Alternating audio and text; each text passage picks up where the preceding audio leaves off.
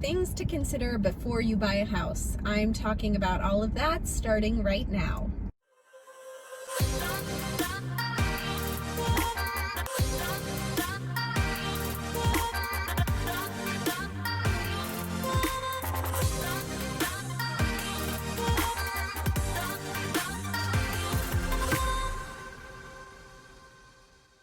Hey everyone, I'm Caitlin McCagg. I'm a realtor here in Phoenix, Arizona. Today I am recording from my car because I've had a busy week and now is the only time I have to make this recording, so I hope you don't mind. First, I want to thank all of you who have reached out to me with your questions about Phoenix real estate.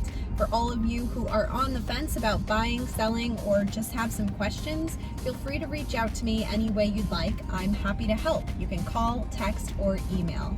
If you haven't subscribed to my channel, you might want to do so. I post new videos every Friday, and you can also check out my social media to keep up to date there as well. All right, so I have helped a lot of buyers buy homes, and I've realized that there are small things that might be overlooked in the home buying process.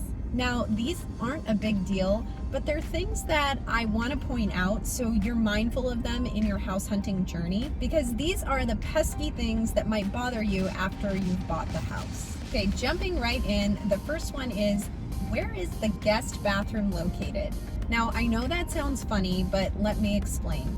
If the guest bathroom is in a weird location, like maybe off the kitchen, that's my house, or maybe back by the master bedroom, it might not be the best location for a guest bathroom, and relocating a guest bathroom isn't the easiest thing to do. So be mindful of where that's located and think through whether or not that might bother you. Number 2 is exposure, and this is a big one. In Arizona, we get a ton of sun. That's no surprise. So homes that face east and west end up getting the majority of that sun, and it can really heat up your house. Obviously, the sun rises in the east, so you get a lot of sun into the house if you have lots of windows or bedrooms facing east. And then it sets in the west. And the afternoons and the setting sun is usually the hottest part of the day here in Phoenix in the summer. If you have bedrooms that are west facing, or living spaces, or even the kitchen that's west facing, you can bet that you'll be getting a lot of sun, and those areas of the house will heat up quicker than other areas of the house. If you do buy a house that has west-facing bedrooms or other living spaces, there are a few things you can do. Sunscreens is one of them, and it helps block out the sun. Also, maybe there's some mature vegetation in large trees that will help block the sun, or even a neighbor's house might help block the sun a little bit as well. So it's not the end of the world if you don't have north-south exposure, but it's definitely something you want to keep in mind when you're house hunting and know which direction your house might face. Number 3, where is the kitchen sink located? Now, everyone wants an open kitchen. I get that. But sometimes these kitchen sinks are on an island, sometimes they're part of the countertop and they face a window. You need to know which way you want your kitchen sink to face. Do you like to watch TV while you do the dishes, or would you rather have a view out to the backyard or even front yard? These are things that people don't always consider, and once you buy the house, unless you remodel the kitchen, you're not going to be moving that sink very easily. Next up, neighbors. And I'm not talking about the neighbors personally, I'm just talking about the other homes around you.